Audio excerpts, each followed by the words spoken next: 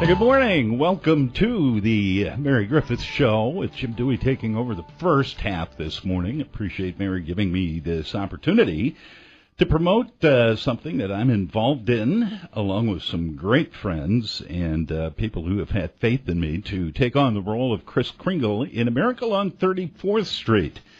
And those two are Clark Cruikshank and Frank Elmore of Studio 57. And I'm going to let them tell us, first of all, about this production, where, when, and why.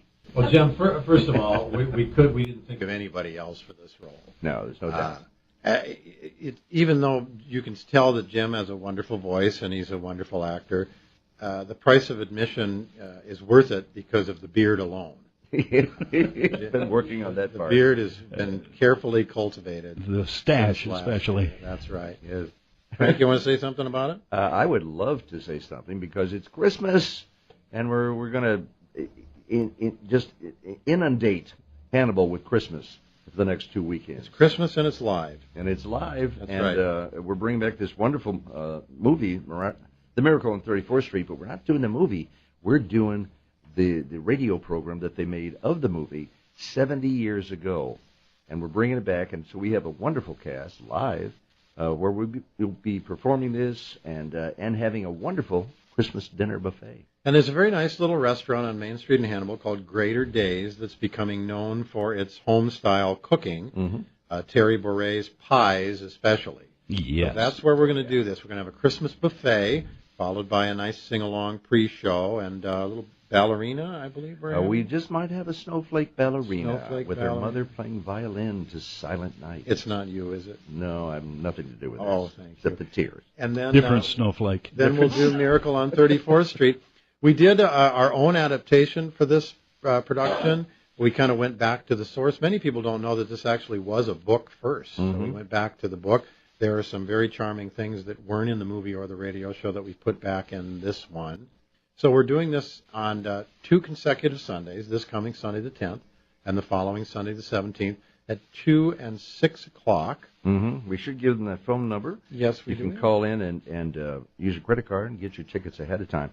It's 573-221-6900. That's 573-221-6900. Operators are standing by. They certainly are. Are they? Yeah. I think they are. They better be. Yeah. And it's $25 for adults, but by gosh, that's a show and a meal. $10 for kids under 12. So it's cheap to bring the family, bring the kids. This is very, very family friendly. We're saying this is warm, comforting food and warm Christmas wishes in a warm, comfortable atmosphere. Yeah. So that's what we're shooting. We'll be doing some caroling and just having a lot of fun. Indeed, and we'll do a little presentation from it here in just a moment. We actually, as I bumped one of the microphones, we actually did this last year, just as the radio theater production. We managed to get one performance in before Mother Nature said, "You're done." Freezing fog. What is the Iceman came in. Yeah, we never heard of freeze fog until we didn't need it. Yes. But so that was last year. But yes, and it was well received last year. But I would say, folks, if you saw it last year, this year's production is a little bit different, and of course, it has the meal included as well. Yeah, Christmas meal. It will be Christmas. It will be. Yes, it will be a Christmas buffet. We thought about the mint dressing, and we nixed that idea. So you'll be happy. Probably not. But I think it's fun. Turkey, ham. Oh, yeah. We don't know. That you would eat at home when you go over the river and through the woods. Except you don't have to bake it. Yeah, there you go. That's the best part. Among the members of the cast are a mother and daughter playing the mother and daughter. And they are Christy and Maddie Bradshaw. And Maddie is playing Susan. For those of you who remember the movie, that was the role played by Natalie Wood, one of my favorite actresses of all time, but she now takes second place to Maddie Bradshaw. Well, and again, it's worth the price of admission just to see the beautiful red hair these ladies have. True. As Maddie and I are going to read a scene that we perform, this will be the first time, as Frank said, that this has been heard on the radio in 70 years. To set the scene, the Kris Kringle is spending his nights with a neighbor of Susan and Doris, Walker, and he's trying to convince Susan Walker that, frankly, that he exists. Susan, I'd like to ask you something, if I may. Certainly, Mr. Kringle. What would you like to know? Well, do you remember when you came to see me at Macy's and I asked you what you'd like me to bring you for Christmas? Yes, I remember. Well, there must be something you want, something you haven't even told your mother, perhaps? Well... Oh, come on now, won't you give me a chance? Well, okay. Here. And what is this? I tore it out of a magazine. It's a picture of a house. Oh, so this is what you want for Christmas. A dollhouse like this? No, not a doll house. A real house. A real house? Well, that's an awfully big house for a little girl like you. What would you do with it? I'd live in it with my mother. But you have your lovely apartment. I don't think it's lovely. I want to live in a house with a backyard and a big tree to put a swing on. Well, that's a very tall order, Susan. Well, if you're really Santa Claus, you can get it for me. And if you can't, well, then you're only a nice old man with a white beard like Mother says. Now, wait a minute, Susan. Not every child can get every wish. But that doesn't mean there isn't a Santa Claus. That's what I thought you'd say. But don't you see? Some children wish for things they couldn't possibly use even if they got them. I guess you can't do it, huh? No, I didn't say that. I'll do my best, but you've got to have a little faith in me.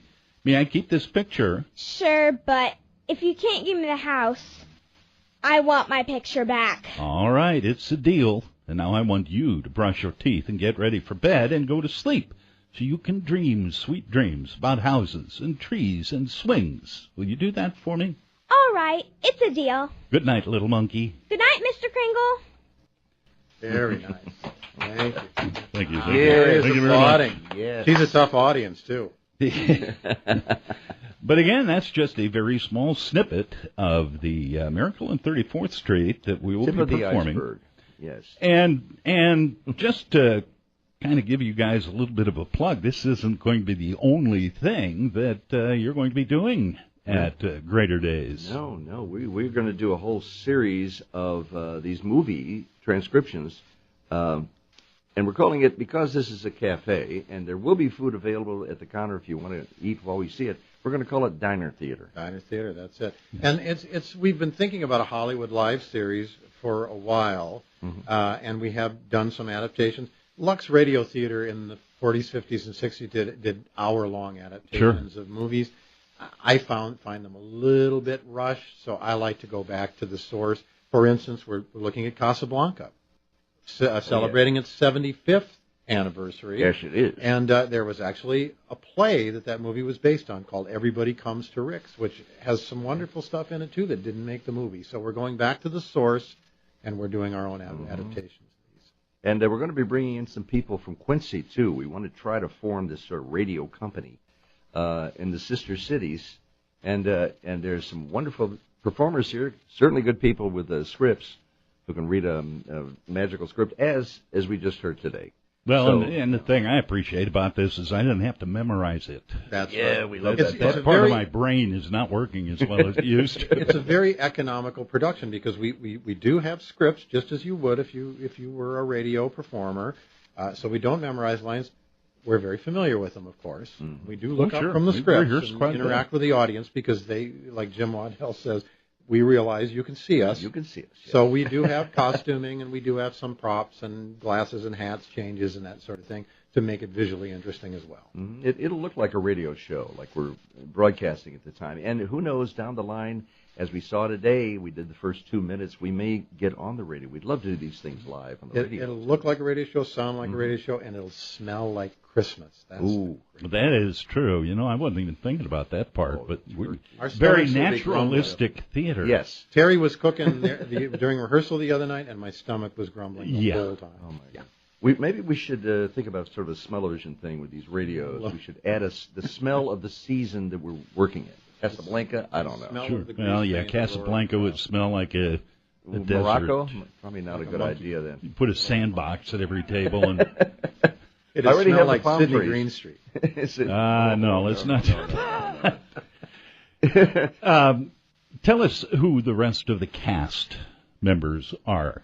Well, aside from these lovely ladies, Patrick Hedges, who was a good friend of mine, he was in my Frank Sinatra show. Lovely voice, lovely man.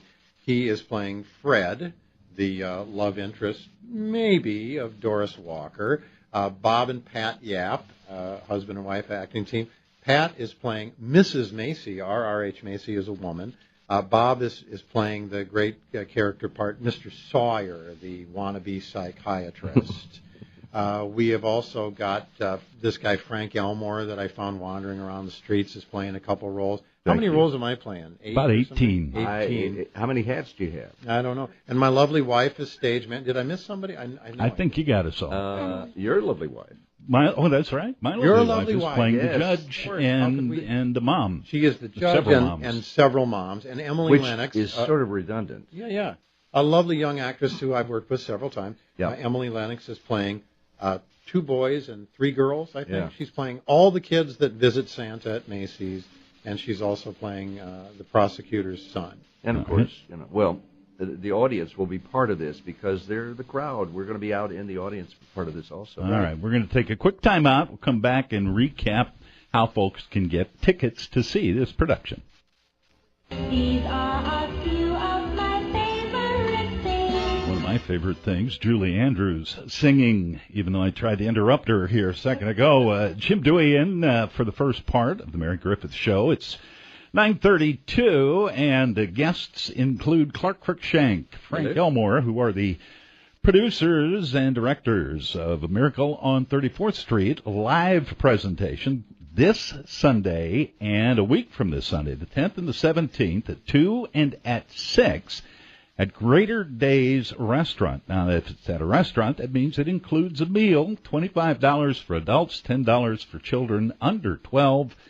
And you can call 573-221-6900. That's 573-221-6900 for reservations. They're taking reservations. You can use the credit card over the phone.